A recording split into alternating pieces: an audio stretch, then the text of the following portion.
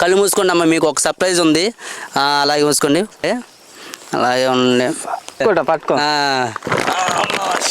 ఇప్పుడు కళ్ళు తెరవండి. ఏముంది, గట్టిగా పట్టుకోండి, పడిపోద్దాం కింద. కళ్ళు తెరవమ్మా.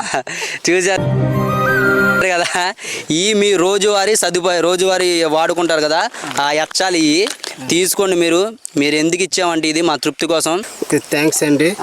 ఇంతవరకు వ్యవసాయం కోసం మాకు తెలియజేసినందుకు, ఎంతో మందికి ఈ విధంగా అనేక విషయాలు మీరు తెలియజేసినందుకు ధన్యవాదములు.